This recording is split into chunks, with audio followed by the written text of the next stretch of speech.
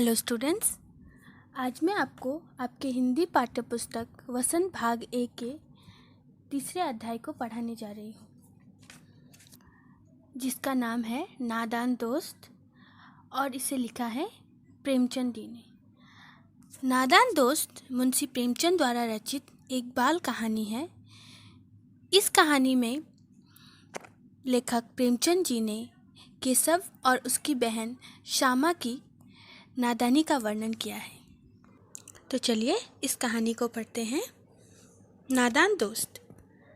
केशव के घर कार्निस के ऊपर एक चिड़िया ने अंडे दिए थे। केशव और उसकी बहन श्यामा दोनों बड़े ध्यान से चिड़िया को वहां आते जाते देखा करती। सवेरे दोनों आंखें मलते कार्निस के सामने पहुंच जाते और चिड़िया दोनों को वहां बैठा पाते। आंखें मलते मतलब सुबह होते ही दोनों चिड़िया ने जहाँ घोंसला बनाया था वहाँ पर पहुँच जाते और उनको देखा करते। उनको देखने में दोनों बच्चों को न मालूम क्या मज़ा मिलता। दूध और जलेबी की सूध भी न रहती थी। दोनों के दिल में तरह तरह के सवाल उठते। अंडे कितने बड़े होंगे, किस रंग के होंगे, कितने होंगे, क्या खाते होंगे, उनमें से बच्चे किस तरह निकल आएंगे, बच्चों के पर कैसे निकलेंगे, घोंसला कैसा है। लेकिन इन बातों का जवाब देने वाला कोई नहीं। न अम्मा को घर के काम धंधों से फुर्सत थी, न बाबूजी को पढ़ने लिखने से। दोनों बच्चे आपस में ही सवाल जवाब करके अपने दिल को तसल्ली दे लिया करते थे।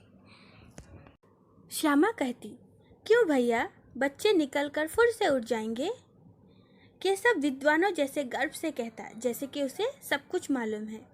नहीं रे पगली, पहले पर निकलेंगे, बगैर परों के बेचारे कैसे उड़ेंगे। श्यामा, बच्चों को क्या खिलाएगी बेचारी। केशव इस पेचीदा सवाल का जवाब कुछ न दे सकता था। इस तरह 3-4 दिन गुजर गए। दोनों बच्चों की जिज्ञासा दिन दिन बढ़ती जाती थी।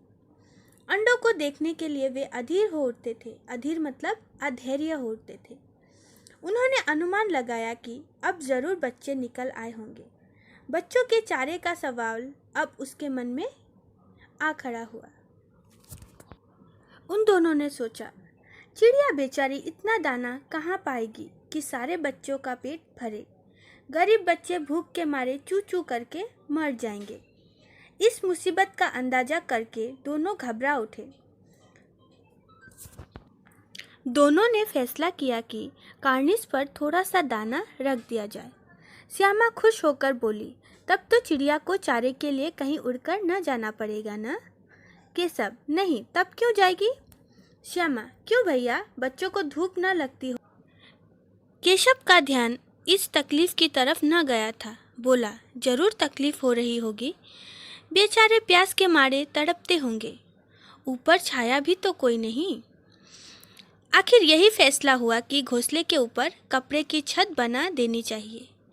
पानी की प्याली और थोड़े से चावल रख देने का प्रस्ताव भी स्वीकृत हो गया। यानी कि दोनों ने खुद ब खुद फैसला किया कि हम चिड़िया के लिए पानी की प्याली रखेंगे, ऊपर छत के लिए एक कपड़ा रखेंगे और थोड़े से चावल रख देंगे ताकि चिड़िया को उड़कर दूर जाना ना पड़े।